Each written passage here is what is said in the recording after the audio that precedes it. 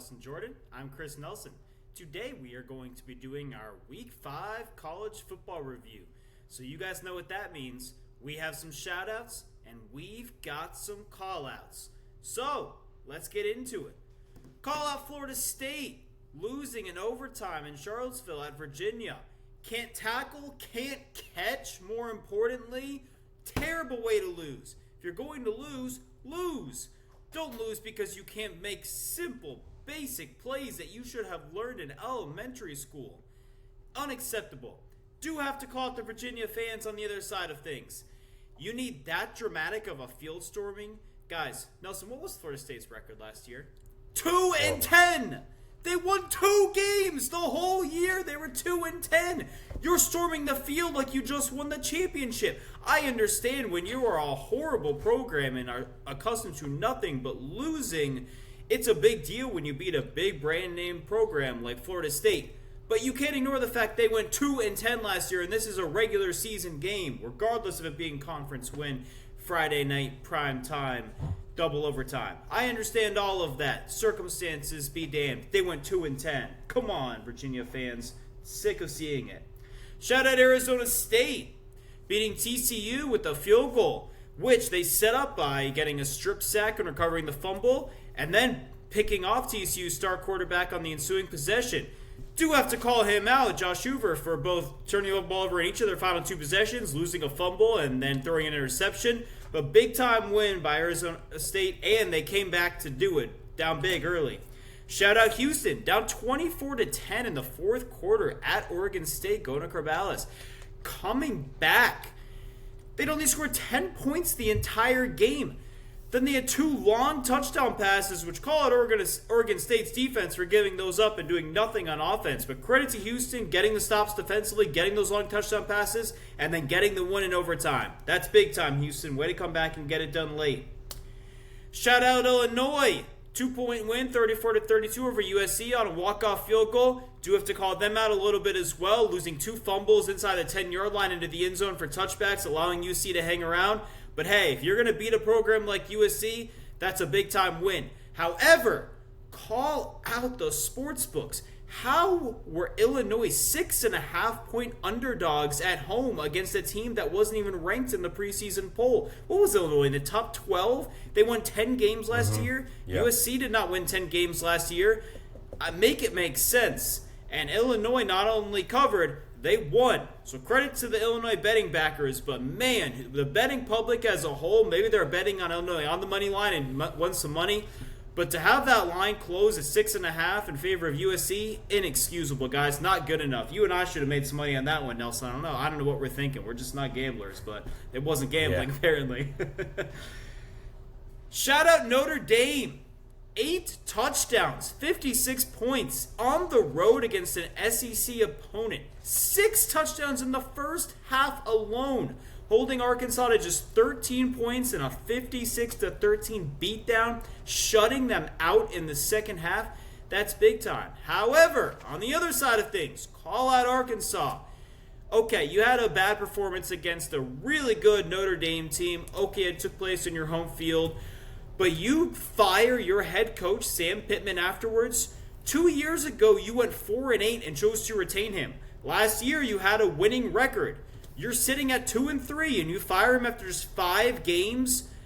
Why? If you were going to fire him, do so 2 years ago. You chose to keep him, ride it out, and see what happens.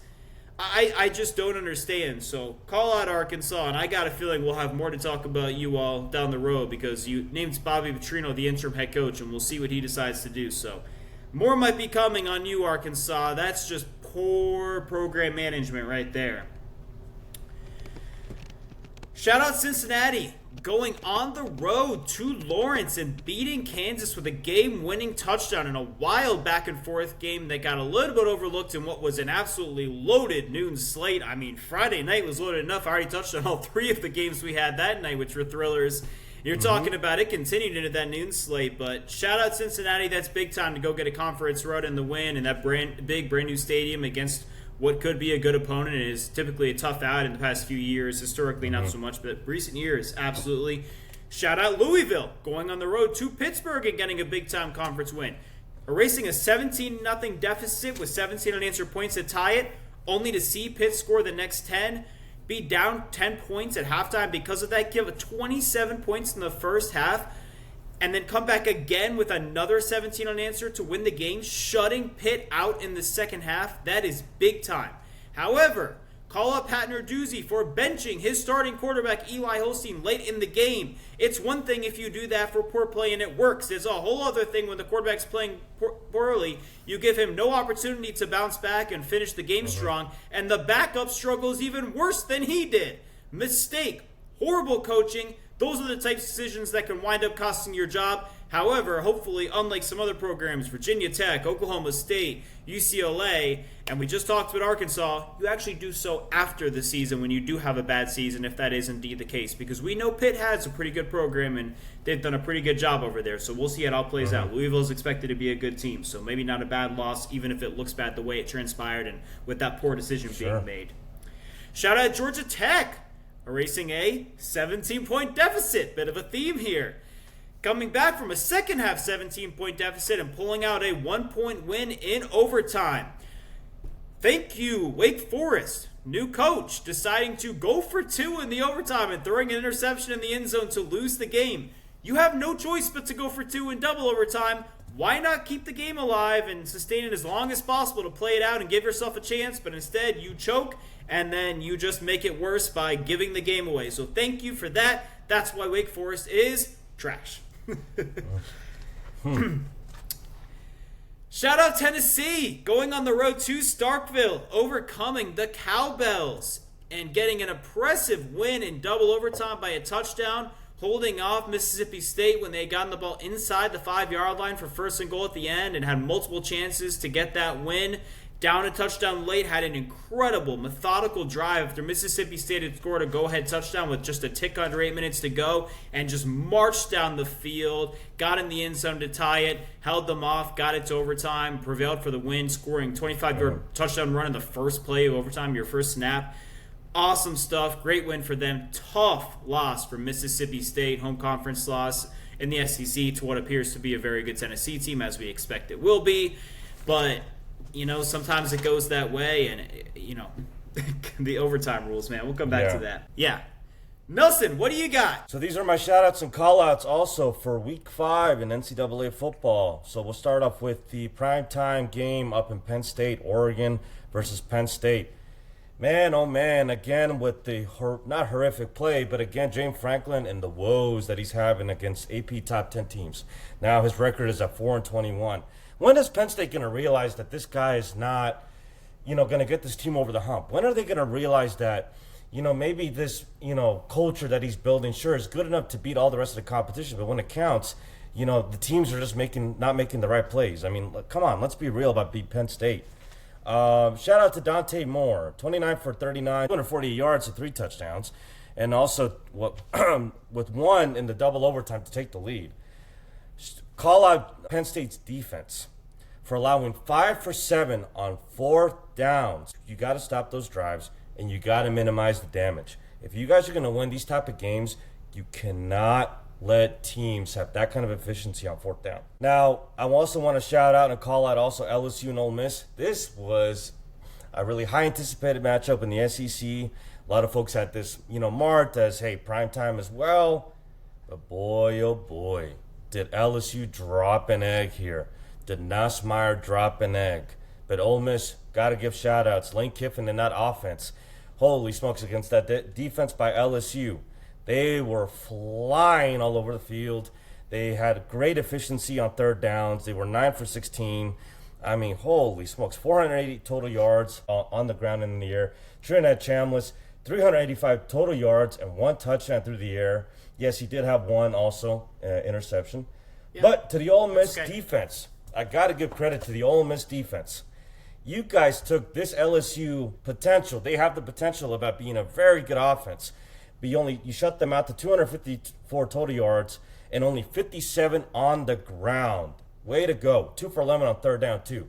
So this defense, if they can keep going, this defense can keep playing at this tenacity and ferocity with this style of offense that Lane Kiffin is installing, This team is to be looked out in the SEC. They got some potential to keep flying. I'm going to move on to Alabama and Georgia. Before you do, Sure. can I throw something in there? LSU was without their starting running back. I actually chose not to give a shout out to Ole Miss because of that fact. LSU did not have their starting running back. That's why they had struggles in the run game. The game was still close. It easily could have gone the other way. I'm not taking away from Ole Miss. Obviously, that's a big-time win and well-deserved, and they got revenge from what happened last year in a classic game as well. But when you're without your starting running back, how effective is your run game and offense really going to be? Go ahead. But to move on to my next point, Alabama going on the road to Georgia. Beautiful game. These guys were going up and down the field at times. You saw the defense show out at times. But, hey, Alabama did come out on top by a field goal. I got to give a shout-out to Ty Simpson. He had himself a heck of a game. 24 for 36 for 276 and 2 touchdowns. Made some crucial conversions on third down. He also made some crucial throws as well. So this guy, got to give him big ups against that Georgia defense that always seems to be perennial. Top 10, top 15 in the country every single year. They just reload and reload. And then for Georgia, I do want to give a shout-out. Boy, oh boy, Chauncey Bowens, 12 rushes for 119 on the ground and 1 TD. Why only a dozen carries? Huh? Why only a dozen carries? Give him more I don't carries. know why, but still, he was flying off the TV. He's playing that well. No kidding. Hey, he almost was flying 10 off yards the a carry. TV. He only gets a dozen carries. It's horrible coaching, horrible play calling. Come on, Georgia, do better. But That's why Alabama has your number. Can I throw something giving out all there? the praise to Alabama's Georgia now for beating having a Georgia heck of a 10 defense. of the past 11 Man, did they times. lay an egg in this game. They allowed the Alabama offense, who we know can be anemic at times, to be 13 for 19 on third downs. What in the name of Jesus Christ is that, Georgia? You got to do better than that. You got to get off the field. My other game that I want to talk about as well, Auburn versus Texas A&M. This was a nice game between two SEC teams. Yes, it was sloppy at times, but there was one big star in the field, and I know you can agree with me on this. Shout out to Le'Veon Moss. 21 rushes for 139 yards and a touchdown on the ground. Way to go, young man. Can you shout someone out from the defense? The final score is 16-10. Someone from the defense needs a shout out for Texas. Well, I think. Well, listen. Unless you want to give us the whole unit, and the coach. No, I will give it to the whole unit because Auburn rushing attack does have potential to be somewhat of a powerhouse. We saw what they did to Baylor. We saw what they can do in some moments when they went to Oklahoma. Now, granted, there was inconsistencies. Those are all my call-outs and shout-outs, unless you got any more to add. Or I got to piggyback on some of what you said there. So let's dive in. I would like to know what James Franklin's record is against teams that finished ranked in the AP top 10. I don't care what a team is ranked in the middle of the season. It means nothing until you've played the full slate of games. So I'm curious on that. I am sure it's still bad. But there's a reason those teams are ranked in the top 10. They're great, outstanding even teams. Of course you're going to lose most of those games. Not everyone is going to be Nick Saban and Alabama or even Kirby Smart, who, to be fair, can't beat Alabama, which I'm going to touch on in a moment here. And so I think we're unfair in our criticism of James Franklin in this regard, and we're just looking for reasons to take shots as if we're supposed to win the national championship every single year, and it's absolutely absurd to me. He just took them to the semifinal last year. They came up just short of getting to the national championship. If Drew Aller doesn't decide to throw a bonehead interception, they had a great chance to get there. Now, yes, they would have had to play Ohio State, who has their number. It's highly likely they get boat raced in that game. That is what it is. Ohio State did win the national championship. They had an outstanding team. But I don't think we can take away from what he accomplished. Let's see what they do this season. If they take a step back, okay. But you and I talked about it before the season. When you're losing guys like their star tight end, and look what he's doing for the Colts now. Abdul Carter, look what he's doing for the Giants now. How do you expect to be better? It was absurd to me that everybody was saying they would be. I don't care how much other talent they have. Those guys are that good. And I'm not trying to hate on the guy. So go ahead. Let me piggyback off of that. Yeah, absolutely. I don't mean to intrude, but I mean the record is speaking for itself. It's facts here. He had his previous coaching regime up in Vanderbilt. He was 1-8 against ranked opponents, and with Penn State now, he was ranked 50. He's now 15-28. He is 16 for 36 against ranked opponents. But again, I want to see what the record is for teams that actually finish ranked. not. Oh, that's a rabbit hole that you're gonna have to dive into. I understand. I'm not. I know we don't have a professional stats information guy to be able to do that like ESPN or some of these other big time people have. But that's okay. Another time. We have to call out Drew Eller, though. I just referenced the interception against Notre Dame. He did it throughout last season. He's done it throughout his career. It's been a big problem. He threw the interception to lose the game in the second overtime of this one. That's how they lost the game. I mean, at some point in time, we have to call out Drew Aller. He's simply not clutch. We talk about this guy. I mean, you had the New York teams, both Giants and Jets, send a number of scouts to go watch this game in Happy Valley to see him, and he did that. Also, why are the Giants sending all these scouts? You should always have scouts to watch players at every game, but all of these scouts to watch him when they just took Jackson Dart in the first round. A whole other topic that I'm not trying to go down that rabbit hole right now, but I'm just throwing it out there. Drew Aller, he needs to be called out. That it needs to be better. In terms of Alabama and Georgia, Alabama has now beaten Georgia 10 of the past 11 meetings. They have Georgia's number. I mean, it's rough. That's the first time Alabama has gone there in a decade. And the last time they were there, they won as well. The only time that Georgia has beaten Alabama was in the 2021 National Championship when Alabama was out two of their star wide receivers, their top two wide receivers that season. I mean, guys who, play in the NFL. So it's just they've really got their number. And then I have to call out, you referenced the rushing and only giving a dozen carries, the play calling, but how are you in a 4th and 1 deep in the red zone and you call a stretch to the right? The big weakness on Georgia's offensive line is that right tackle spot. They can't figure it out. It's been a nightmare. That's where they run behind with a stretch. Pound the ball up the middle. Get that yard. You could at least tie the game with a field goal, worst case scenario, but maybe you get a go-ahead touchdown. They shut Alabama out in the second half. Kirby Smart's defensive adjustments at halftime were unbelievable. I mean, it can't happen. It really can't. And my one last one that's unrelated to what you touched on is shout out BYU. Got to go for the late night game we had. Going on the road to Boulder and pulling out that comeback win over Colorado. They were down 14-3 at halftime and came back and got a game-sealing interception at the end. That quarterback play for Colorado, man, it's frustrating. Deion Sanders, just the way they lose these games, that seems to keep happening. Take away Travis Hunter from him and his sons, and it's just sometimes it's not pretty, but it's a long season, and we'll see what happens and how it all plays out. But, hey, guys, those are our shout-outs and calls for this week. What an outstanding weekend of football it was on the college side. We'll be seeing you to talk about NFL as well, so tune back in with us. But for right now, for Nelson Jordan, I'm Chris Nelson. This has been the First and Final Word.